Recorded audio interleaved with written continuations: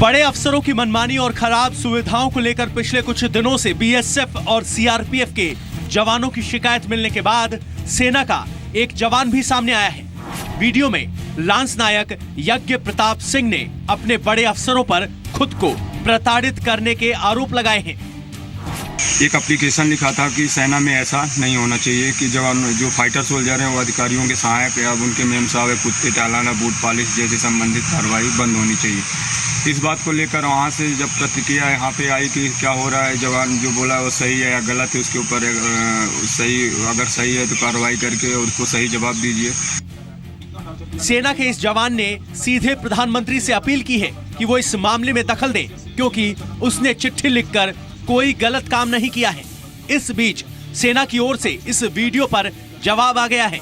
सेना ने एक बयान जारी कर कहा है कि इतनी बड़ी फौज में किसी एक सैनिक की ऐसी शिकायत को हम ऐसे ही खारिज नहीं कर सकते। सेना में ऐसी शिकायतों के निपटारे के लिए एक सिस्टम है और उसी के तहत इस जवान की शिकायत को भी देखा जा रहा है।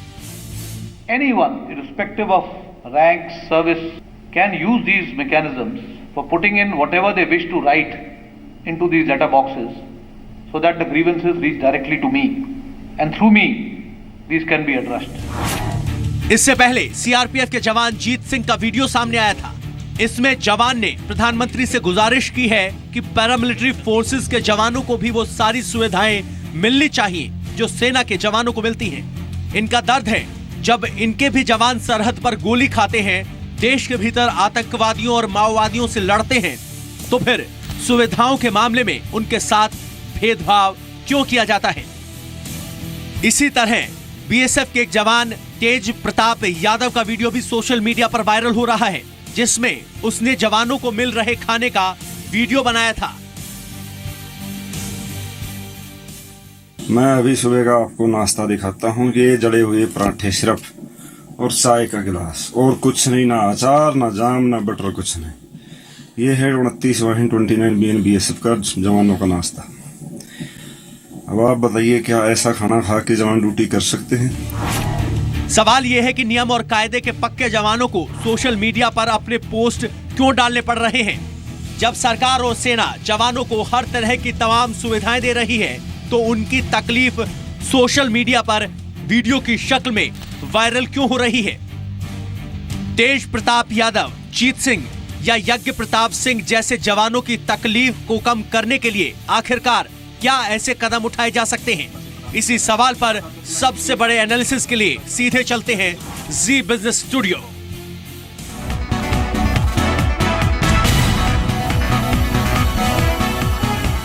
नमस्कार, मैं हूं गौरव अग्रवाल। एक हफ्ते में देश के 3 जवानों के वीडियो वायरल हुए। किसी में जवान ने उसे मिल रहे खाने की क्वालिटी पर सवाल उठाया, तो किसी में जवान ने उसे मिल रही सहूलियत का मुद्दा उठाया।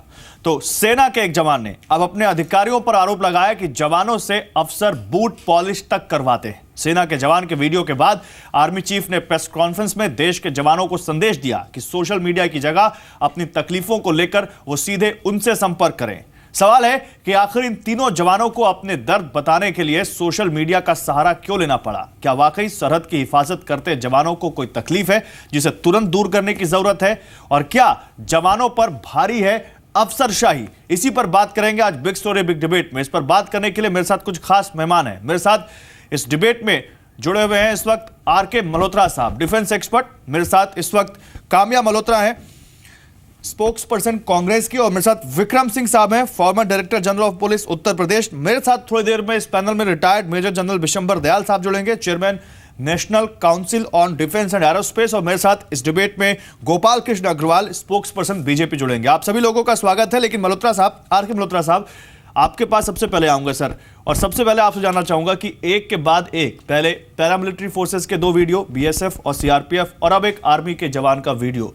सर, ये क्या बताता है आपको, और आप एज अ डिफेंस एक्सपर्ट कैसे इनको देखते हैं? मैं ये देख रहा हूं कि क्योंकि जिस किस्म के जवान फौज में आ रहे हैं वो पढ़े लिखे हैं, आज की टेक्नोलॉजी से वाकिफ हैं और आज की टेक्नोलॉजी को इस्तेमाल कर सकते हैं। लेकिन इस्तेमाल करना एक चीज़ है, उसका गलत इस्तेमाल करना दूसरी चीज़ है। मुझे ऐसा लगता है कि इस वक्त सोशल मीडिया का गलत इस्तेमाल हो रहा है और इसकी वजह से सारी फौज, चाहे बीएसएफ हो, चाहे और पैरामिलिट्री फोर्सेस हो, सीआईएसएफ हो, सीआरपीएफ हो या फौज हो, इन तीनों में बहुत स्ट्रक्चर पे बुरा असर पड़ेगा। और अगर इसको ज्यादा तूल दी जाए तो जो काम सेना का है वो इन चीजों पे लग जाएगा। मैं एक चीज बताना चाहता हूं गौरव, सेना के बारे में एटलीस्ट, कि हमारे पास इस किस्म की तकलीफ दूर एक दो चीजें हैं जो सेना में बिन है बाकी पैरामिलिट्री फोर्सेस से। एक चीज ये है कि एक ऑफिसर जो है सेना का वो वही की वही तरह काम करता है जैसे एक जवान काम करता है। ठीक है। अकेडमीज में उनको बिल्कुल वही काम कराया जाता है जो एक जवान से कराया जाता है। तो पूरी तरह वाकिफ है कि जवान को सुबह से उठकर रात को सोने तक उसको क्या करना पड़ता है। और लेकिन जैसे जैसे उसका ओहदा बढ़ता है उसके नीचे का पिरामिड बढ़ना शुरू हो जाता है। लेकिन वो वही जगह है जहां जवान काम करता है, वही काम, उसका काम अलग है, उसका काम डायरेक्शन है, उसका काम इम्प्लीमेंटेशन है, लेकिन वो उसी हालात में रहता है, चाहे सियाचिन में हो, चाहे डेजर्ट्स में हो, चाहे पीस स्टेशन में हो। तो ये जो तकलीफें हैं, घर उधर होता नहीं, बिकॉज फौज का ऑफिसर भी उसी तरह एक फील्ड एरिया में रहता है, तो उधर एक अफसरशाही की बात नहीं। 4 किस्म के तरीके हैं जिससे फौज का जवान अपनी तकलीफ बता सकता है। एक रेगुलर सैनिक सम्मेलन होता है जिसमें जितने भी जवान मौजूद होते हैं वो सब बैठे होते हैं और कमांडिंग ऑफिसर उनके सामने खड़ा होता है। वो खड़े होकर सवाल पूछते हैं सबके सामने और सबके सामने उसको जवाब देना पड़ता है। उसके बाद कई बॉक्सेस होते हैं जिसमें वो चुपचाप जाके अपने कमांडिंग ऑफिसर को बता सकता है। तीसरा एक रिड्रेस ऑफ ग्रीवेंसेस का पूरा एक तरीका है और रिड्रेस ऑफ ग्रीवेंसेस उसको लिखित रूप में वो अपनी ग्रीवेंस बस आ सकता है और लिखित रूप में ही उसको उसका जवाब मिलता है। इसके अलावा चीफ तक पहुंचाने के लिए एक डायरेक्ट रास्ता है, उसको QSIR कहते हैं, quarterly security and intelligence report.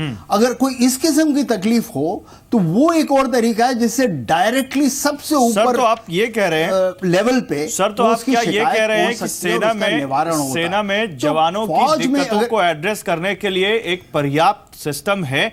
और ये जो वीडियो आया है सेना के एक लांस नायक का, ये वीडियो इस जो सेना का ये लांस नायक कह रहा है, क्या इन्होंने उन सिस्टम का यूज नहीं किया और सीधे इन्होंने वीडियो बना लिया जैसा कि वो कह रहे हैं? मैं बताना चाहूंगा आपको उन्होंने कहा क्या वीडियो में। उन्होंने कहा है कि मैंने लिखा था, उन्होंने कहा कि मैंने पीएमओ को, राष्ट्रपति को, उच्च गृह मंत्री को, रक्षा मंत्री को, उच्चतम न्यायालय को एक चिट्ठी भेजी थी 15 जून 2016 को, एक एप्लीकेशन। उसमें लिखा था कि सेना में ऐसा नहीं होना चाहिए कि जो फाइटर लोग हैं, जो सैनिक है, वो अधिकारियों की बूट पॉलिश, मेम साहब का काम जैसे रोजाना के काम करे, ये सारी कार्रवाई बंद होनी चाहिए। तो सर आप ये कह रहे हैं कि इन्होंने ये सारी शिकायतें अपने इस सिस्टम के थ्रू की होंगी, लेकिन उसके बावजूद ये अगर इसके बावजूद अगर इनको वीडियो वायरल करना पड़ रहा है तो सर वो सिस्टम पर भी तो सवाल उठने चाहिए।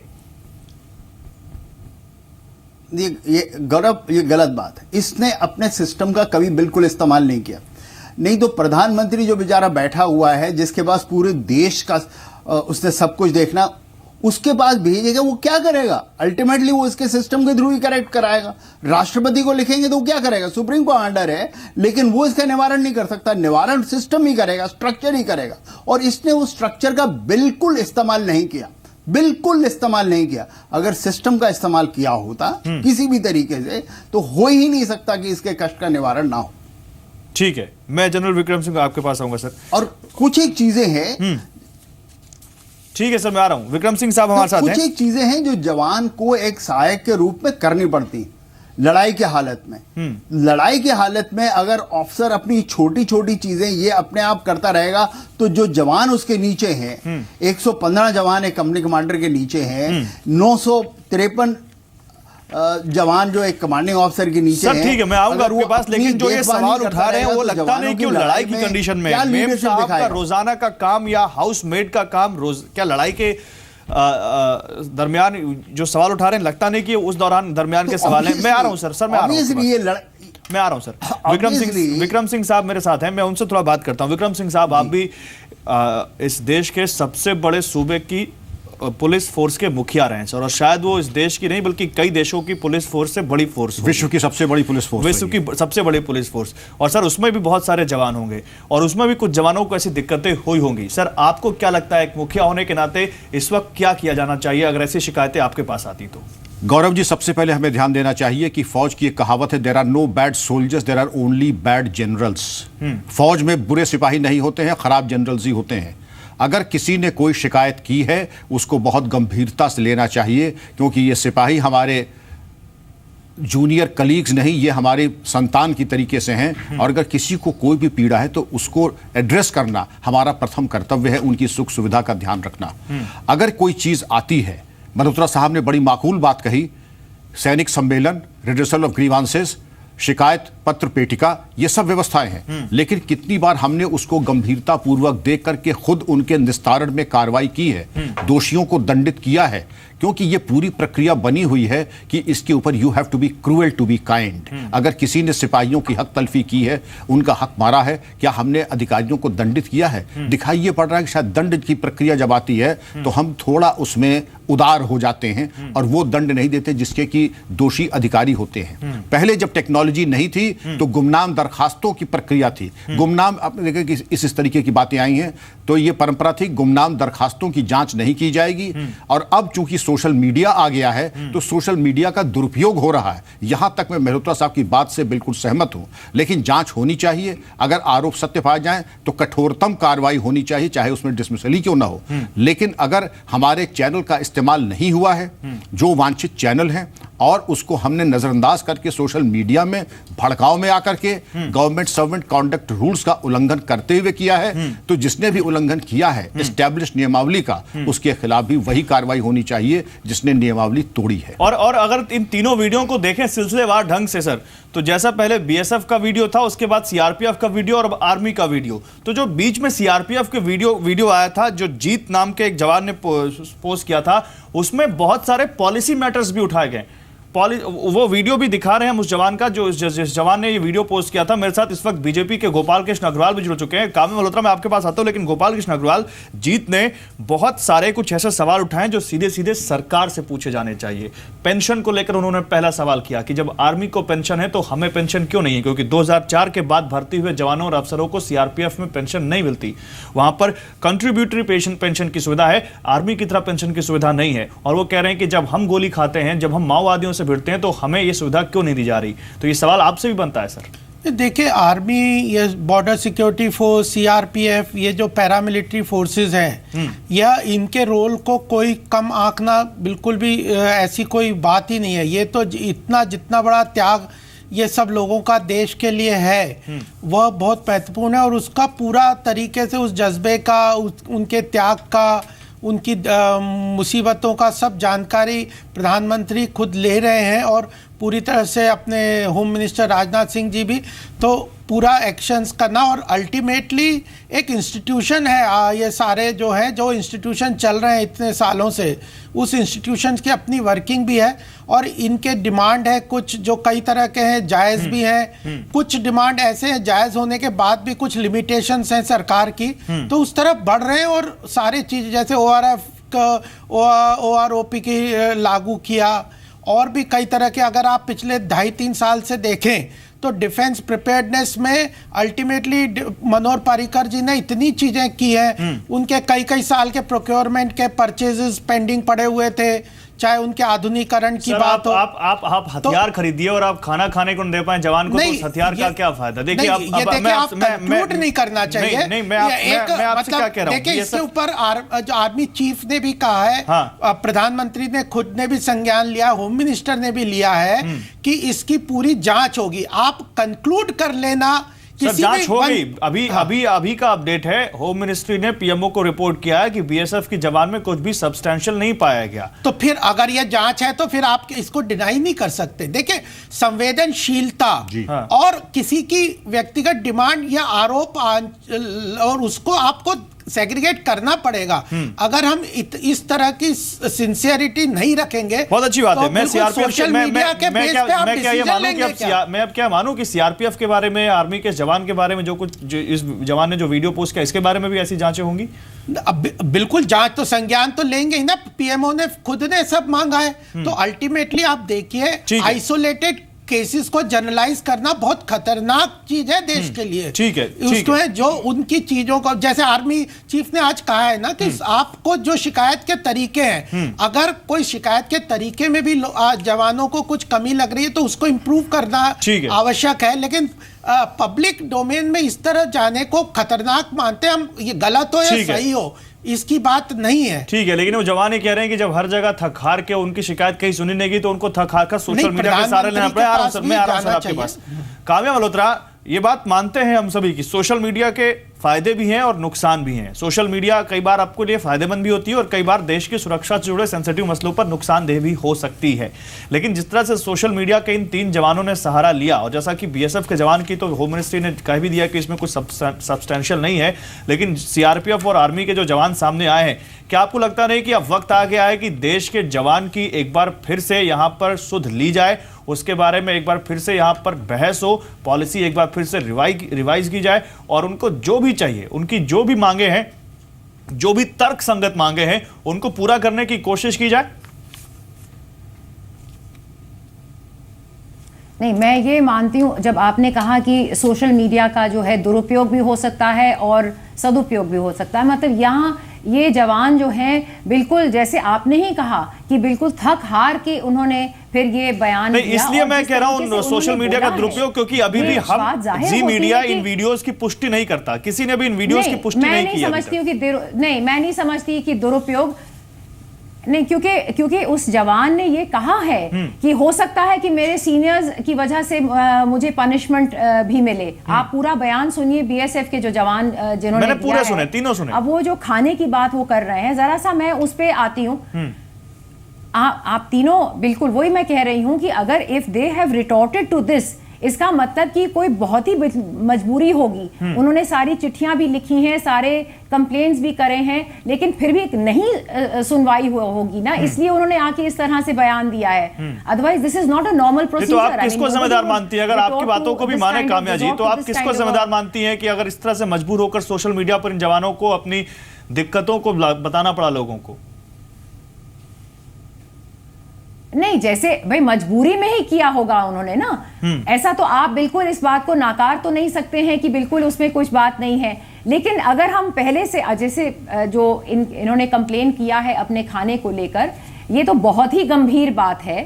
आप जरा सा पीछे चलते हैं, 2010 और 2011 में जो सीएजी की रिपोर्ट आई थी और जो पब्लिक अकाउंट कमेटी ने उसको एनालाइज किया था, तो उस वक्त की बात है जब 15 रिकमेंडेशंस किए गए थे और कांग्रेस ने उसमें जो भी डेफिशिएंसीज थी, जो 15 रिकमेंडेशंस थी, सारी की सारी 15 रिकमेंडेशंस कांग्रेस ने अप्रूव करी थी। उसके बाद जो है सीएजी की जो रिपोर्ट, मैं जरा इन्होंने प्रोसीजर्स की बात करी है, किस तरीके से ये कंप्लेन कर सकते हैं, क्या जो भी इनके प्रोसीजर है। I am talking of something totally different. I am talking about the, और जो उन्होंने एनालाइज किया था, जैसे मैंने कहा पीएसी ने, तो 15 रिकमेंडेशंस पूरी की पूरी जो हैं वो कांग्रेस ने अप्रूव कर दी थी। जब सीएजी की रिपोर्ट ने दोबारा एक फॉलो अप रिपोर्ट की थी 2016 में, तो ये पाया गया था कि उन 16 रिकमेंडेशंस में जो सारी अप्रूव हो गई थी, उसमें से सिर्फ 3 इंप्लीमेंट की गई थी। And this was in 2016, in about सितंबर या अक्टूबर की बात है। और जो उसके बाद जो DGST, director general supply and transport, ने जब अपनी रिपोर्ट आगे डिफेंस मिनिस्ट्री को दी, तो उसमें फर्दर कटौती, ज्यादा और ज्यादा कटौती हुई थी। मतलब आप ये बताइए कि आप इतनी अपनी पीठ थपथपा रहे हैं, आप जवानों की बात करते हुए नहीं थकते हैं और उनको सही तरीके से खाना नहीं दिया जा सकता। लेकिन जब मैं बताऊं, मैं एक सवाल यहाँ पर थोड़ा सा आप अलग लाइन में जा रही हैं। सुनिए मैं क्या कह रहा हूँ। I would just want to give a few examples. No. Please hear me. मैं आपसे मैं जो कह रहा हूं, प्लीज सुनिए सुनिए, काम्या मल्होत्रा, बीएसएफ के जवान ने अपने वीडियो में कहा, मैं मेरे साथ गोपाल कृष्ण अग्रवाल है, मैं उनसे पूछूंगा। काम्या मल्होत्रा सुनिए, बीएसएफ के जवान ने अपने वीडियो में कहा कि सरकार पैसा देती है, जिस तरह की कटौती हुई है, जो मैं कह रही हूं, इस लांस नायक ने कहा कि अधिकारी उनसे बूट पॉलिश करवाते हैं, जूते साफ कराते हैं, घर में काम कराते हैं। तो मेरा सवाल आपसे यह है कि आप सरकार पर जा तो रही है, लेकिन आपको लगता नहीं कि सिस्टम भी जो है वो कहीं ना कहीं जवानों पर भारी पड़ रहा है, अफसरशाही जवानों पर भारी पड़ रही है? मैं मल्होत्रा साहब आ रहा हूं आपके पास इसके बाद। बिल्कुल, मैं एक एक करके आ रही हूं। जो पहला जो बीएसएफ के जवान थे, उन्होंने जो खाने की कंप्लेन करी थी, मैं उसकी बात कर रही हूं। पहले उस पे आइए आप। उसके बाद जो है दूसरे जो जवान ने कंप्लेन की है कि जिस तरह से ये काम करवाए जाते हैं उनसे, वो एक अलग परेशानी है उनको। तो जाहिर सी बात है कि बिल्कुल ही मजबूरी में आके उन्होंने ये कंप्लेन करी है, और ये वीडियो इस तरीके से ये जरिया उन्होंने अपनाया है अपना कंप्लेन जो है दर्ज करने के लिए।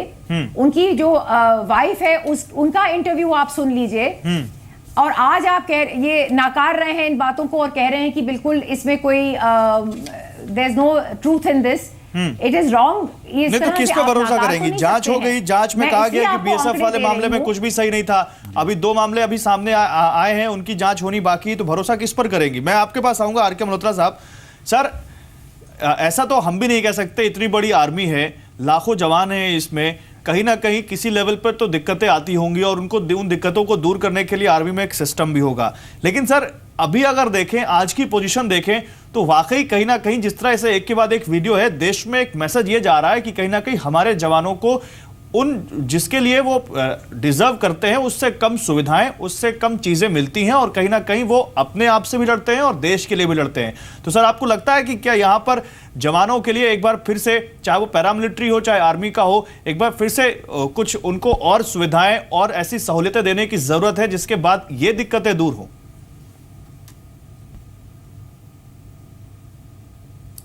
गौरव, देखिए, ऐसा है, सुविधाएं बड़ी से बड़ी दे सकते हैं और हमें देनी भी चाहिए। ये नहीं कि एक टोटल सेटिस्फाइड पोजीशन है, ये मैं नहीं कह रहा। पर गौरव, एक बड़ी चीज मैं आपको, आपके दर्शकों को बताना चाहता हूं कि इन चीजों का संज्ञान लेना और इन चीजों का निवारण करना फौज के लिए भी उतना ही जरूरी है, या उससे भी ज्यादा जरूरी है, बिकॉज अल्टीमेटली उनको लड़ाई में इस चीज को डिलीवर करना। तो इसको कहीं वो छुपा नहीं सकते, वो खुद जाएंगे इसके पीछे, वो खुद ढूंढेंगे कि क्या तकलीफ है। बिकॉज ये सारे सिस्टम बने क्यों हैं? सिर्फ इसलिए नहीं है कि एक वेलफेयर मेजर है साहब, जवान को हर एक चीज ठीक मिलनी चाहिए जो उसको ऑथराइज्ड है, नहीं, इसलिए है बिकॉज लड़ाई में उन जवानों के साथ लड़ना है, उनके साथ जंग जीतनी है। और एटलीस्ट फौज के बारे में बता सकता हूं कि आप सिर्फ कैजुअलिटी की रेशियो देखिए, और कैजुअलिटी की रेशियो में दुनिया में सबसे ज्यादा कैजुअलिटी अगर किसी भिड़ंत में होती हैं तो officers ratio of the Indian army versus the ratio of जेसीओज and other rank is the highest. The officers of Indian Army lead from the front. तो obviously a person who's going to lead from the front, वो सोच ही नहीं सकता कि उसका जवान जो उसके साथ है डिससैटिस्फाइड हो। तो इसका संज्ञान लेना तो जरूरी है और होगा भी। ऐसा हो ही नहीं सकता कि इसको दरकरार किया जाए। लेकिन इतनी बड़ी फौज में अगर कामिया जी कह रही थी कि इन्होंने थक हार के किया होगा, अरे थक हार के किया होता तो वीडियो में बोलते कि मैंने ये भी किया, ये भी किया, ये भी किया और उसके बावजूद नहीं हुआ। ऐसा नहीं होता। जो अभी एनोनिमस कंप्लेंट की भी बात होती तो पहले हमने संज्ञान लेना एनोनिमस कंप्लेंट का बंद क्यों किया? बिकॉज आनन फानन में आप कुछ भी लिख दें ताकि फौज अपना काम तो छोड़ दे और सिर्फ इनकी इन्वेस्टिगेशन पे लग जाए। और कामिया जी ने एक कोई director general supply and transport की बात की, तो साहब ऐसा है कि जो ऑथराइजेशन है उसको आप डाइल्यूट कर ही नहीं सकते और सरकार उसको डाइल्यूट कर ही नहीं रही। लेकिन there are ways and methods by which in उसी बजट में, उसी में हर एक को अपनी ऑथराइजेशन मिले और चीजें जाया ना जाएं। पड़े पड़े स्टॉक्स आप ज्यादा रखते हैं, वो स्टॉक साली खराब हो जाते हैं, तो इसलिए उन चीजों को आप कम कर सकते हैं। लेकिन डिलीवरी जो जवान को मिलनी चाहिए किसी भी चीज की, वो उसको मिलती है। मैं एक चीज क्लियर करना चाहता हूं, जरूरी है, वो उसके अफसर हैं इसी काम के लिए। इस बीच में मैं नहीं मान सकता कि इसके बारे में गैर काव्य मल्होत्रा आ रहा हूं, काव्य मल्होत्रा मैं आ रहा हूं आपके पास, बिल्कुल नहीं रखेगी। काव्य मल्होत्रा मैं आ रहा हूं, जहां तक बीएसएफ, सीआरपीएफ और पुलिस है, उसमें और फौज में ज्यादा फर्क है। फर्क यह है कि ऑफिसर्स एट ऑल लेवल वो उसी सिस्टम से गए हैं, अनलाइक द पुलिस। मैं माफ कीजिएगा सर, मैं आपको बीच में रोक रहा हूं, आप फिर से बोलिएगा। आरके मल्होत्रा साहब माफ कीजिएगा, बीच में रोक रहा हूं आपको सर, माफ कीजिएगा बीच में रोक रहा हूं। इस बीच हमारे साथ विशंबर दयाल साहब भी जुड़ चुके हैं, उनके पास भी जाएंगे। लेकिन सर मुझे लोग ट्वीट कर रहे हैं और ये सवाल पूछ रहे हैं कि आपने जवानों की तरफ से किसी को क्यों नहीं बुलाया, अफसरों की तरफ से किसी को क्यों बुलाया? ये वन साइडेड कहीं ना कहीं यहां पर हो रही है डिबेट, और आप जवानों का पक्ष जानने की कोशिश क्यों नहीं कर रहे हैं? तो अपने दर्शकों को बताएं कि हमने जवानों का पक्ष जानने की कोशिश की। हमने लांस नायक जो है, जिनका वीडियो आया है, उनकी जो वाइफ है, उनको कॉन्टैक्ट करने की कोशिश की, नहीं हो पाया कॉन्टैक्ट, वो हमारे साथ नहीं जुड़ पाई। और हमने जवानों के कई परिवारों से जुड़ने की कोशिश की, कोई यहां पर टीवी पर आगे आने को, बोलने को तैयार नहीं है। तो इसका आप कुछ भी मतलब निकाले, लेकिन यह मत समझिए कि डिबेट वन साइडेड है। और मुझे लगता है कि जो हमारे साथ डिफेंस एक्सपर्ट हैं, जो हमारे साथ एक्स आर्मी मैन है, वो यहां पर एक अफसर की तरह नहीं बल्कि एक सैनिक की तरह यहां पर बोलेंगे इस डिबेट में, और जवान और अफसर दोनों के बीच की कड़ी बनकर बोलेंगे। आरके मल्होत्रा साहब, मुझे लगता है कि आपको अपने दर्शकों को यह भी बनना चाहिए। इस बीच विशंबर दयाल साहब भी हमारे साथ जुड़ चुके हैं। Sir please carry on. मैं यही कह रहा था कि एक अफसर उसके लिए जिम्मेवार है, उसके परिवार में भी कुछ होता है तो उस अफसर की जिम्मेवार है कि वो उसका निवारण करे। और हमारे पास तरीके, जब उसके माँ बाप नहीं है, घर वाले नहीं है जवान, तो उनकी सारी जिम्मेवारी उस अफसर पे, तो हो ही नहीं सकता वो अफसर उसके ऊपर ध्यान ना दे। और कोई भी, अगर मैंने जैसे पहले बताया, तकलीफ होगी तो उतनी ही तकलीफ उसको अफसर को होगी, बिकॉज उसने लीड करना उसको लड़ाई में। तो जो अफसर रेशियो वाइज अपने आप को जवानों से नहीं सर मैं आपके पास आ रहा हूं। इस बीच विशंबर दयाल साहब मेरे साथ हैं, और ये retired major general Vishambar Dayal, chairman national council on defence and aerospace. ये मेरे पास परिचय, सर का परिचय भी और हम लेंगे। आप समझ चुके होंगे, सर ने सेना में भी काम किया हुआ है। सर सवाल यहां पर यह है कि क्या केवल जवान को यह कह देना, जैसा कि आरके मल्होत्रा साहब कह रहे हैं, मैं उनकी बात काट नहीं रहा हूं, लेकिन जैसा वो कह रहे हैं कि इसने क्या उस सिस्टम का उपयोग किया जो सेना में जवानों की शिकायतों के निपटारे के लिए बनाया गया है? अगर इसने नहीं किया या किया, ये चीज जांच होगी तो सामने आएगी। लेकिन सवाल यह है कि अगर इसने किसी अफसर पर या अपने अफसरों पर आरोप लगाया है, तो क्या एक सिरे से उनको क्लीन चिट देना चाहिए, या कह देना चाहिए कि जवानों पर अफसरशाही हावी नहीं होती, या सेना में अफसरशाही नहीं है? या आप कहेंगे कि नहीं, जिस तरह से जवानों में भी कुछ प्रॉब्लम हो सकती है, उस तरह अफसरों में भी कुछ प्रॉब्लम हो सकती है? देखिए, मैं सिर्फ एक बात कहना चाहता हूं कि जो एक प्रोफेशन है ना ऑफ आर्म्स, आर्मी का, बीएसएफ का, सीआरपीएफ का, इसके अंदर बहुत चैलेंजेस हैं। ये ऐसा, इट्स नॉट ए रोजी प्रोफेशन, राइट? इसमें ऑफिसर्स के पास भी प्रॉब्लम्स हैं, ऑफिसर्स की भी समस्या। और एक बात और ध्यान रखें दर्शक भी, कि देखिए, देखने में देश बहुत अमीर लगता है, कुछ चमक धमक है, लेकिन दरअसल हम एक गरीब देश की सेना है। गरीब देश का मतलब ये नहीं है कि हमारे हाथ में कटोरा है। हम लोग उतने प्रॉस्परस कंट्री नहीं है, रिसोर्सेज की एक लिमिटेशन है, और ये डेवलपिंग प्रोसेस है, वी आर डेवलपिंग।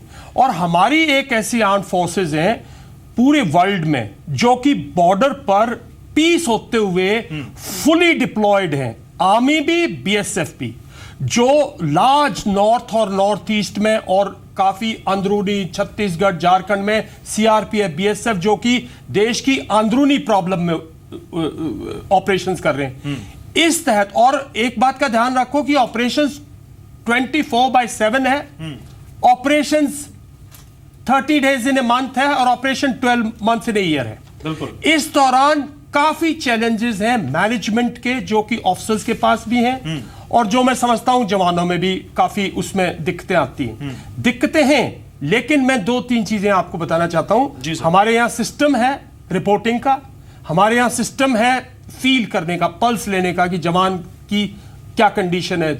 हमारे यहाँ इसीलिए ऑफिसर मिलजुल के उनके साथ गेम्स खेलता है, कैसे ही हालात हो गेम्स खेलता है, चाय पीता है, मिलता है, मतलब वो फील करता है। ये एक हमारी बेसिक ट्रेनिंग है।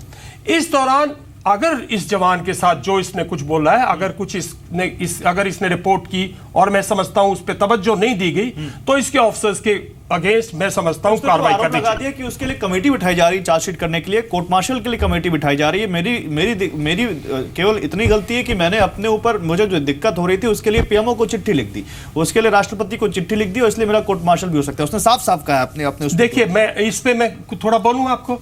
देखिए, ये एक ऐसी बीमारी है, इसको ना ही छेड़ा जाए तो अच्छा है। आज इसने लिखिए साहब, मैंने शुरुआत की, ये प्रोफेशन ऑफ पैशन है, ये देशभक्ति में सबसे लिपटा हुआ प्रोफेशन है। यहां प्रॉब्लम्स हैं, प्रॉब्लम्स होंगी और बियॉन्ड मैनेजमेंट एक्सपेक्टेशन प्रॉब्लम्स हैं, बिल्कुल। लेकिन इस टाइम पे इस तरह से मतलब इन बातों को, जो लोकल एडमिनिस्ट्रेशन, इसका कर्नल होगा, कोई सीओ होगा इसका, मतलब इस लेवल का ऑफिसर होगा, हायर ऑफिसर होगा, उसके ऊपर एक लंबी चेन है। ये समझना कि प्रधानमंत्री जी इसका वो करेंगे, और मैं समझता हूं जितनी पॉलिटिकल पार्टीज हैं इसको बिल्कुल इस किस्म में, सुबह सुबह अगर होम मिनिस्टर सोचते हैं कि एक स्टेटमेंट दे दें और उससे एकदम से सब कुछ ठीक हो जाएगा, मैं समझता हूं ये सब गलत है। पहले बीएसएफ को, उसकी सीआरपीएफ को, इन दोनों जो वीडियोस जो आज पब्लिक हो रखे हैं, दोनों की खुद की जो लीडरशिप है, उनको अंदर कार्रवाई करनी चाहिए, तहकीकात करनी चाहिए। ऑफिसर्स अगर एट फॉल्ट हैं तो उनको पनिश कीजिएगा, और अगर इन जवानों ने एक सीमा का उल्लंघन किया है, मैं समझता हूं अगर आपको उनके साथ डिसिप्लिनरी अगर कोई ऐसी कार्रवाई करनी पड़े जिन्होंने उन्हें हमारी सीमाएं उल्लंघन किए, वो भी अच्छी बात नहीं, क्योंकि आप ये समझिए ये कैंसर है। अगर आपने एक बार बढ़ने दिया, ये देश पहले क्यों गुलाम था? ये देश को, इस देश को किसने शिक्षा दी? सैनिक का व्यवहार की अंग्रेजों ने दी, वरना पहले यही बहादुर लोग इस देश में थे साहब। ये हमारी जो फूड टेररिज्म की बातें, विक्रम सिंह साहब जिस बात की तरफ इशारा मेजर जनरल साहब कर रहे हैं, सवाल यहां पर यह है कि विसल ब्लोअर माने या डिसिप्लिन तोड़ने वाला माने इस जवान, इन तीनों जवानों को। और कुछ पॉलिसी इश्यूज उसने पूछे हैं, अगर ये इशू आज पब्लिक डोमेन में है, इस पर हम और आप बात कर रहे हैं, अगर टीवी के उस पार कोई अथॉरिटी, कोई अफसर बैठ के हमको देख रहा है जिसके हाथ में इन इशू को रिजॉल्व करने की ताकत हो, तो लगता नहीं आपको कि भला इससे भला ही होगा? गौरव जी, जनरल साहब की बातों को आगे बढ़ाते हुए जनरल साहब ने 3 पॉइंट कहे थे कि रिड्रेसल ऑफ ग्रीवांसेस, सुख सुविधा की ओर ध्यान देने के लिए पूरी प्रक्रिया है।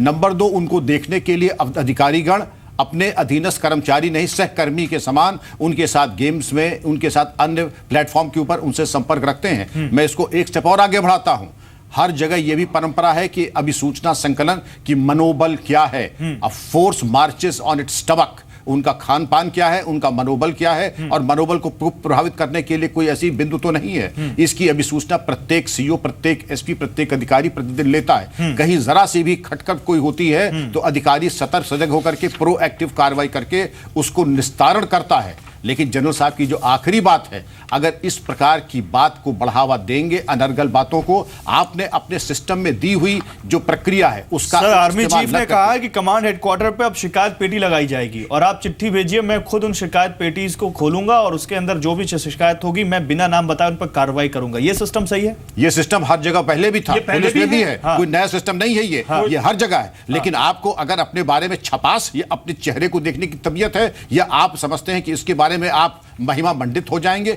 इस चीज पे भी गौर करने की जरूरत है। हमारे सिपाहियों को गुमराह करने वालों कोई भी कमी नहीं है। आप जनरल साहब ने तो सांकेतिक रूप से कहा, मैं स्पष्ट कह रहा हूं, उनको गुमराह करने वालों की भी कमी नहीं है जो उनको गुमराह कर दें कि जरा सा शिकायत कर दो और अपने जो है छोटे मोटे मसले हैं उसको भुनाओ। मतलब आप कहते हैं ये मोटिवेटेड भी हो सकता है? ये मोटिवेटेड भी हो सकता है। अच्छा। और इसकी जांच पे ये स्पष्ट होना चाहिए। आप विश्वास करें, हम ये कहते हैं कि सारे अफसरान गलत, ये 3 जवान देश के सही, ये भी औचित्यपूर्ण नहीं है। आप कह रहे जो दोषी अफसर गलत हैं और आप कार्रवाई करें, लेकिन ये भी मत कहिए सर कि सारे अफसर नहीं, बिल्कुल और इन जवानों की बातों में हम केवल साक्ष्य और औचित्यपूर्ण बात बिल्कुल साक्ष्य की बात हम करते हैं, साक्ष्य और औचित्यपूर्ण। बल्कि सीआरपीएफ का जो वीडियो था उसमें तो बहुत फैक्चुअल पूछा गया, एक एक करके पूछा गया, जिसका लगता है मुझे यहाँ पर जवाब लेना चाहिए गोपाल कृष्ण अग्रवाल साहब से। गोपाल कृष्ण अग्रवाल साहब, जो जीत सिंह का वीडियो आया उसमें पहला सवाल तो पेंशन का था जो मैंने आपसे पूछा, उसने दूसरा सवाल क्या पूछा?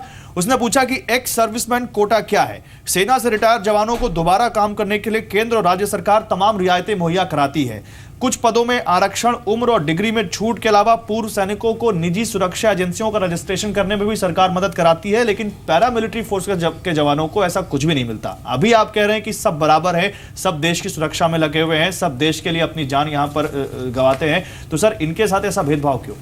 नहीं देखिए, मैं आ रहा हूं, बिल्कुल मल्होत्रा साहब आ रहा हूं, देखिए, कुछ ये बात कई जगह से उठ के आ रही है और हो रहा है कि पैरामिलिट्री और आर्मी में कुछ डिफरेंसेस हैं, उनकी फैसिलिटीज के या उनकी जो सुविधाएं हैं उसमें है। तो यह एक सिस्टमैटिक प्रॉब्लम को कोई डिनाई तो कर ही नहीं रहे। अब बात यहाँ पे डिबेट हो रही है कि जो सिस्टमैटिक प्रॉब्लम का ग्रीवेंस रिड्रेसल मैकेनिज्म है हमारे यहाँ सिस्टम में, सिविल सोसाइटी के लिए भी है, ये जो आर्मी के लोगों के लिए भी, उस ग्रीवेंस रिड्रेसल मैकेनिज्म के अंदर ही चलना चाहिए। ये ग्रीवेंस नहीं है कि उसको विद इन जॉब कोई दिक्कत नहीं, तो हो रही वो है। उठाया कैसे? तो सवाल उठा दिया आप क्या ये ग्रीवेंसेस नहीं, सुनिए गौरव जी, क्या सुविधाएं दे रहे हैं? नहीं गौरव जी, तो क्या ये ग्रीवेंसेस रिड्रेसल केवल सोशल मीडिया के थ्रू उठ गए इसलिए? ग्रीवेंसेस रिड्रेसल की कैटेगरी में क्यों ला रहे हैं आप इसको? वो ग्रीवेंस तो ये इश्यूज वो जो सरकार वो अपने फ्यूचर को पॉलिसी मैटर्स है ना गौरव जी, OROP का जैसे पॉलिसी मैटर था, सरकार ने उसको रिजॉल्व किया ना, लेकिन उसमें सरकार के कुछ लिमिटेशंस भी है चीजों में, जैसे मैनेजमेंट के प्रॉब्लम्स हैं, जैसे जनरल साहब ने भी कहा, औरों ने भी कहा, कुछ चीजें हैं जो कितना भी करने के बाद कुछ प्रॉब्लम्स का एक टाइम लैग होता है। कुछ कहना चाहते हैं काम्या, बोलिए। फिर नहीं देखिए, नहीं मैं काम्या जी के बोलने के पहले मैं कहूंगा, अगर ये पॉलिटिकल रोटियां इस पे सेकने लग गए तो ये कॉम्प्लिकेटेड इशू होगा। आप उनके प्रॉब्लम्स हैं, ये तो कोई डिनाई हम कर ही नहीं रहे। आर्मी के, पैरामिलिट्री फोर्सेस के कई तरह की समस्याएं हैं जिनके ऊपर सरकार को काम करना है, सरकार को भी करना है, आर्मी को करना है, सिस्टम को करना है, रिसोर्सेज के एलोकेशन को करना है, लेकिन उनको उनकी चीजों को, ग्रीवेंसेस को, जैसे एक जवान उनको मैनिपुलेट ना कर ले, वैसे पॉलिटिकल पार्टीज भी नहीं। पहले वाले सवाल के जवाब दे रहे हैं काम्या जी, आप बोलिए। आप, मैं आ रहा हूं सर, मल्होत्रा सर आ रहा हूं। नहीं, मैं सिर्फ ये जिस बात पे जो पहले भी बात आपने भी कही थी, नहीं आप भी ये मानते हैं ना कि ये जो समस्याएं हैं या हो या ना हो, ये कोई पक्का नहीं है। एक सोशल मीडिया पे किसी जवान ने कोई बात उठा दी, इसका मतलब वो एग्जिस्ट करती है और उसी की बात सही है। इस तरीके से पूरी तरह से नकार नहीं सकते हैं कि सिर्फ सोशल मीडिया का एडवांटेज लिया है। हम तो कह रहे हैं इसका इन्वेस्टिगेशन होगा, मत करना चाहिए। नकारिए, हम ये भी नहीं कह रहे हैं कि सिर्फ जो अफसर हैं उनके ऊपर ब्लेम जाता है, वो भी नहीं कह रहे हैं, और इनका भी आप मत नकारिए। और नकार कह रहे हैं, आपको किसने कहा कि हमने नकार दिया? उनके ऊपर ब्लेम जाता है। काम्या जी, आपको कहां से पता चला कि हमने नकार दिया इन चीजों को? आप प्रधानमंत्री ने खुद ने संज्ञान लिया, आर्मी के आर्मी चीफ ने नहीं, देखिए गौरव जी, आर्मी चीफ का खुद का प्रेस कॉन्फ्रेंस आया है, प्रेस कॉन्फ्रेंस सुना भी सकते हैं, सुनाया भी अपनी रिपोर्ट में, उसमें उन्होंने पूरी तरह से कहा है, गौरव जी, उसमें उन्होंने कहा है, उन्होंने बहुत सारी बातें कही, लेकिन उनकी बात पूरी हो जाए फिर मैं आपको Gaurav ji, just let me finish and let me say one thing. समझ में आ रही है कि करके बात करते हैं, बोलिए काम्या। मैं सिर्फ एक चीज कहना चाहती हूँ, मुझे ये बात अपनी खत्म करने दीजिए। I just want to know, in 30 महीनों में, इसका जवाब आप मुझे दीजिए, इन 30 महीनों में 1345 सीज फायर वायलेशन, आप 70 साल का जवाब दीजिए। फिर अटैक्स हुए हैं, OROP में आपने क्या किया? नहीं, ये तो बात आप 30 महीने की बात करने लगते हैं। इन लोगों को आप 70 साल में क्या कर रहे हैं? जवानों को जो है प्रॉपर खाना भी नहीं उनको मिल सकता है, ये बहुत ही दुख की बात है। Please understand this Agarwal ji, I am not making a political issue out of this at all, लेकिन इन 30 महीनों में ये रिकॉर्ड रहा है और सही तरीके से खाना नहीं मिल सकता। आप इसको करेक्ट मान के एजम्पशन पे चल रहे हैं, हम यही कह रहे हैं कि ये इन्वेस्टिगेशन का मामला है। हमारे जवान शहीद हो रहे थे, वो फेलिसिटेशन सेरेमनी अटेंड कर रहे थे और वो लोग अपनी पीठ थपथपाते रहते हैं इन बातों को लेके। ये बातें दुख की है बिल्कुल। आप नहीं नकार सकते हैं इस बात को। नहीं नकार सकते, लेकिन आप अपनी रोटियां तो ना सेके। काम्या मल्होत्रा, ये नहीं नकार सकते, ये हम कहां नकार रहे हैं? लेकिन आप भी नकार नहीं सकते, हम कहां नकार रहे हैं? हम तो कह रहे हैं इन्वेस्टिगेशन। मल्होत्रा, आप भी ये बात नहीं नकार सकती कि इस देश में सबसे ज्यादा सरकार कांग्रेस पार्टी ने चलाई है और कांग्रेस पार्टी के पास सबसे ज्यादा मौका था कि जवानों की दिक्कतों को दूर करती, और किया भी होगा, ऐसा नहीं है। लेकिन अगर प्रॉब्लम 2.5 साल में पैदा हो गई, ये भी मत कहिए, ये मत कहिए कि प्रॉब्लम केवल 2.5 साल में पैदा हो गई। एक मिनट, प्रॉब्लम धीरे धीरे पैदा होती है। आप रिकॉर्ड देखिए, आप इन 2.5 सालों में रिकॉर्ड देखिए, क्योंकि इनकी कथनी और करनी में इतना फर्क है। आपके पास कोई रिकॉर्ड हो तो दिखाइए 2.5 सालों का। मेरे पास तो पूरा रिकॉर्ड है। आप अपना रिकॉर्ड चेक कर ले तो ज्यादा अच्छा रहेगा। मेरे पास पूरा रिकॉर्ड है 2012 का, 2013 का, 2014 का, 2015 का कि कितने अफसरों ने कब सेना छोड़ी, कितने जवानों की किस रैंक पर कितनी कमी है और आपने क्या किया इसको भरने के लिए, मैं ये भी पूछूंगा आपसे। लेकिन मल्होत्रा साहब कुछ जो रिकमेंडेशंस कांग्रेस के टाइम पे अप्रूव हुई थी उसमें से सिर्फ 3 इंप्लीमेंट हुए हैं। अच्छा ठीक है, बाकी इंप्लीमेंट नहीं हुए। गोपाल कृष्ण से मैं उसका जवाब लूंगा। लेकिन मल्होत्रा साहब कुछ कहना चाह रहे थे। आर के मल्होत्रा साहब आप कुछ कहना चाह रहे थे, प्लीज आप बोलिए, उसके बाद मैं आ रहा हूं विशंबर जी। मैं सिर्फ 2 बातें करना चाह रहा हूं और राजनीति के बारे में बात नहीं करूंगा, बिकॉज जहां भी इसको राजनीतिक कलर देंगे आप तो इसका इशू का कोई फायदा ही नहीं है। आप कुछ और गैर जरूरी बात करते रहेंगे। जो फौज का और पैरामिलिट्री फोर्सेस का काम है वो जीने मरने का काम है। इतना टेंस काम है कि ये मानसिक संतुलन पे बड़ा दबाव डालता है। तो इस जवान, हमारी इतनी बड़ी पैरामिलिट्री फोर्सेस और जवान है हमारे, उनका मानसिक स्टेबिलिटी और economic mental capability of this stress same नहीं होता। कुछ लोग बिखर जाते हैं, टूट जाते हैं स्ट्रेस से। दूसरी बात, जो पॉलिसी इश्यूज की बात की, जहां पैरामिलिट्री फोर्स वालों ने कहा कि हमारे फौज की सहूलियत नहीं, उस बेचारे को यह समझ ही नहीं है कि एक फौजी जवान 35 साल की उम्र में घर चला जाता है, तो 35 साल की उम्र के बाद वो क्या करेगा।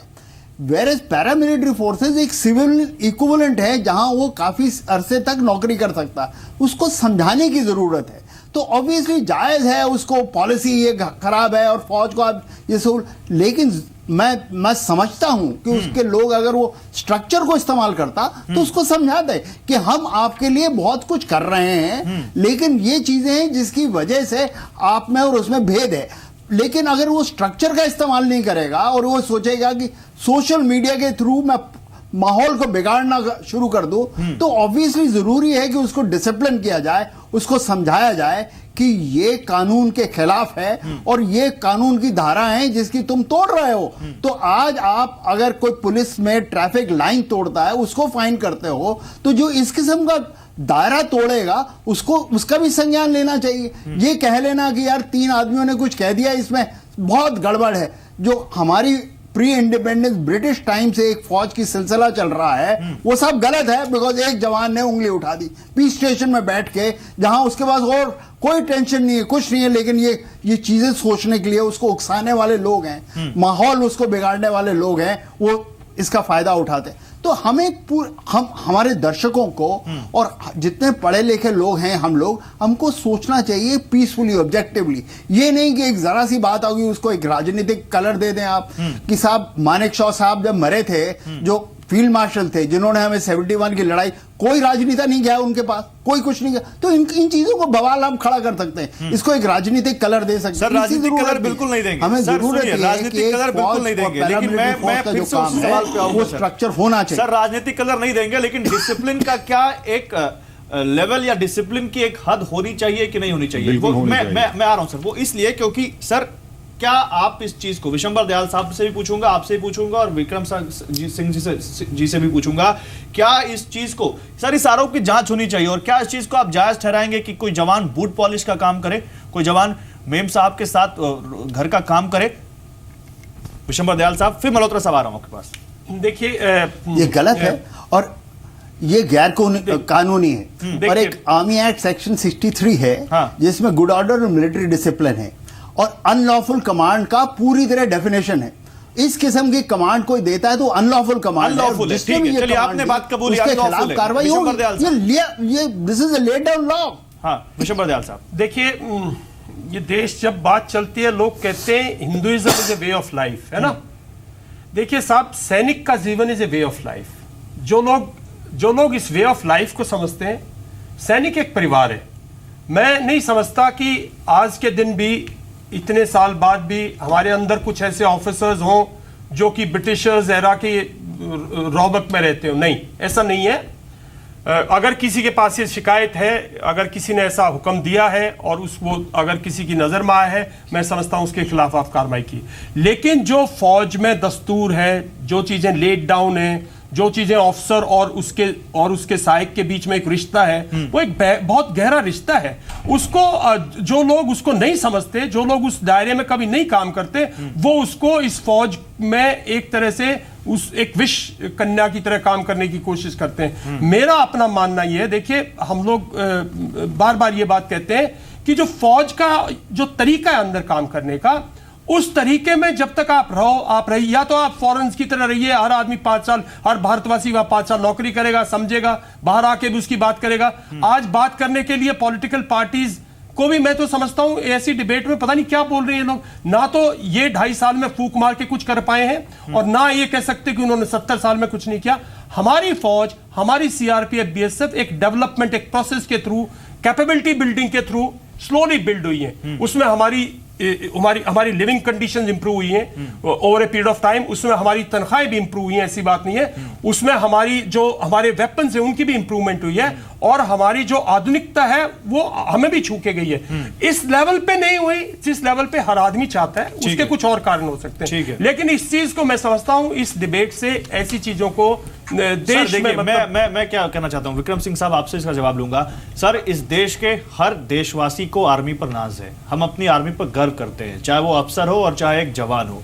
हम अपने आर्मी की त्याग, बलिदान और उसकी ताकत पर बिल्कुल सवाल नहीं उठा रहे। इस डिबेट को करने का सिर्फ एक मकसद है कि अगर हमारे किसी एक सैनिक को कोई भी दिक्कत है तो उस दिक्कत को दूर किया जाए, और अगर दिक्कत नहीं है, अगर ये किसी वेस्टेड इंटरेस्ट की वजह से किया गया है, तो वो सच्चाई भी सामने आनी चाहिए। हर सिक्के का 2 पहलू होता है सर, हम एक पहलू की बात नहीं कर रहे, इसलिए मैंने आपको भी बुलाया। जी, मैं एक छोटी सी बात, सॉरी आपको इंटरप्ट कर रहा हूं। बिल्कुल बोलिए। देखिए, मैं दूसरा पहलू है, मैं उस पर कभी भी मना नहीं करता। अगर आप फौज और इन बीएसएफ सिक्योरिटी फोर्सेस में से अगर आप 100 ऑफिसर्स को बुलाओगे, तो 40% ऑफिसर्स कहेंगे हाँ हमारी कुछ प्रॉब्लम्स हैं, हाँ हम इनको रिजॉल्व कर रहे हैं, हम जानते हैं।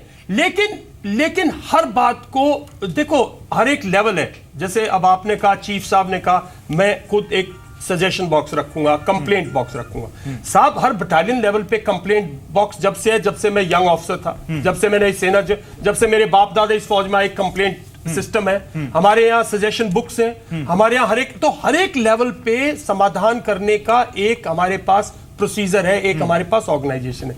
तो क्या कारण हो सकता है कि ऐसे लोगों को फिर वीडियो बनाने पड़ जाते हैं? साहब, ये कारण मैं आपको बताता हूं। देखिए, ये कारण, जैसे पहले दिन बीएसएफ वाले वीडियो जो था, उस पे मैं आज भी कहता हूं, देखिए साहब, ये एक मुझे लगता है किसी का मोटिवेटेड वीडियो है। तीनों वीडियो आपको मोटिवेटेड नहीं, मैं दूसरे मैंने ध्यान से नहीं देखे, लेकिन जो बीएसएफ वाला वीडियो है उसकी 3-4 चीजें साहब, उसकी क्लैरिटी देखिए साहब, उसका लहजा देखिए साहब, वो गब्बर सिंह की तरह इधर से उधर चल रहा है। कोई कहीं दाल बना रहा है, वो दाल ही दिखाई जा रहा है साहब। मैं नहीं समझता साहब, मैं समझता हूं ये कोई मोटिवेटेड वीडियो है। इस मोटिवेशन के पीछे मैं किसी को ब्लेम नहीं कर सकता, उस जवान को ब्लेम नहीं कर सकता। सर, उसकी अगर समस्या है, आर्मी का भी एक वीडियो जरूर होगा साहब। आर्मी वाले ने भी कहा कि जो उनके सीनियर अधिकारी हैं वो बूट पॉलिश कराते हैं। मैंने इसीलिए सवाल पूछा था साहब। अगर मेरी बात सुनिए, अगर साहब वो अगर उस ऑफिसर हैं, उसने क्या कहा, मैं पढ़ के सुना था। उसने कहा कि मैंने लिखा था, उसने कहा कि मैंने राष्ट्रपति, प्रधानमंत्री, गृहमंत्री, रक्षा मंत्री और उच्चतम न्यायालय के पास एक एप्लीकेशन डाली थी 15 जून को, और मैंने लिखा था कि सेना में ऐसा नहीं होना चाहिए कि जो फाइटर लोग हैं वो अधिकारियों की बूट पॉलिश, मेम साहब का काम जैसे रोजाना के काम करे। ये सारी कार्रवाई बंद होनी चाहिए। और इस बात को लेकर जब अधिकारियों से प्रतिक्रिया मांगी गई, जब पीएमओ से एक लेटर आया और पूछा गया कि ये क्या हो रहा है, तो उन लोगों ने, जो उसके अधिकारी थे, जो उसके हायर अधिकारी थे, उन्होंने उस पर दबाव बनाना शुरू कर दिया, अभद्र टिप्पणियां करनी शुरू कर दी, टॉर्चर किया जाने लगा। मुझे नहीं मालूम इस वीडियो में कितनी सच्चाई है, हम इसकी सत्यता की पुष्टि नहीं करते, लेकिन विक्रम सिंह साहब, अगर ऐसे आरोप आए हैं तो क्या होना चाहिए इन पर? जैसा कि विशंबर दयाल साहब कह रहे हैं, वो भी हो सकता है, वो भी सिक्के का एक पहलू हो सकता है। क्या होना चाहिए ताकि सच्चाई सामने आए? गौरव जी, हर व्यक्ति चाहता है कि सच्चाई तक हम पहुंचे। किसी का ये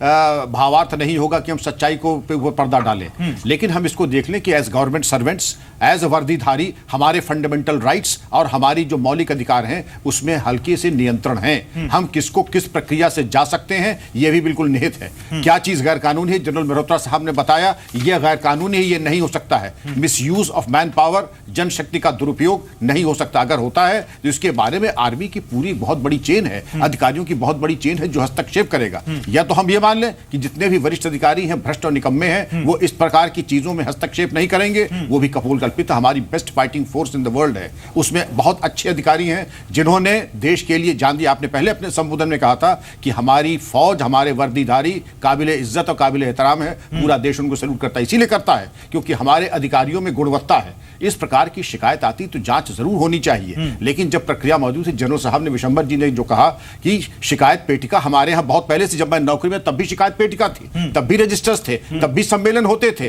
बल्कि यह भी कहा जाता था जवानों की हक तलफी जो कर रहा है वो हक तलफी नहीं कर रहा है, गाय का गोश्त या सुगर का गोश्त खा रहा है। यहां तक हम लोगों को चैलेंज किया जाता था। ये समझ लीजिए कि आप यहां भी जवाब दें, ऊपर भी जवाब दें। तो इसलिए बात कर, मैं ये नहीं कहता हूं कि दुरुपयोग नहीं हो सकता अधिकारों का, अगर होता है तो वरिष्ठ अधिकारी इसीलिए हैं कि अपने जूनियर कलीग्स के बारे में उनकी मान मर्यादा सुख सुविधा का ध्यान रखें और उसमें इस प्रकार से हस्तक्षेप करें कि उनके अधिकार हमेशा सुरक्षित। चलिए ठीक है, मेरे पास समय कम है, डिबेट में समय कम बचा है। अब जरा सेना की वास्तु स्थिति पे बात करते हैं, वास्तविक स्थिति पर, और इन वीडियो को अलग करते हुए सर मैं आप सबसे चाहूंगा जो एक्सपीरियंस लोग हैं यहाँ पर वो ये बताएं कि एक्चुअली हमारी सेना को चाहिए क्या। हम ये बात तो कर रहे हैं लेकिन हमारी सेना को चाहिए क्या, उस पर हम बात नहीं कर रहे हैं। और तुरंत उस पर पॉलिटिकल रिएक्शन भी लेंगे क्योंकि तमाम तरफ से कहा जा रहा है, दोनों तरफ से, कि हमने ये रिकमेंडेशन की, ये दबाए बैठे हैं, हमने ये किया, इन्होंने कुछ नहीं किया। मल्होत्रा साहब आपसे शुरू करता हूं सर, 20 सेकंड।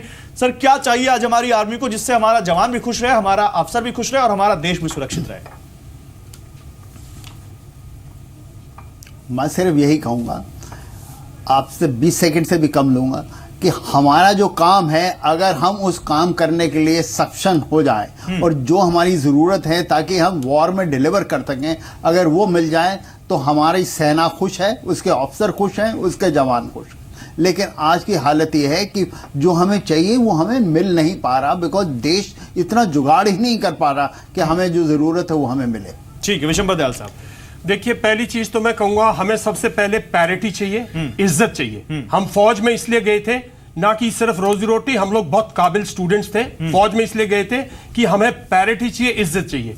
इस फौज के शासककार को यह मालूम होना चाहिए कि हमारे जो सीनियर ऑफिसर्स हैं उनको इज्जत दिया जाए, मान दी जाए। किसी भी सर्विस से फौज की सर्विस को कम नहीं दिखा इस देश में देखना चाहिए किसी भी पॉइंट ऑफ व्यू। तो हमारा स्टेटस रिस्टोर किया जाए। हमारे यूरोप में जो भी कोई प्रॉब्लम बची हुई है, मैं समझता हूं मिनिस्ट्री ऑफ डिफेंस को इन्वॉल्व होकर उनको दूर करना चाहिए।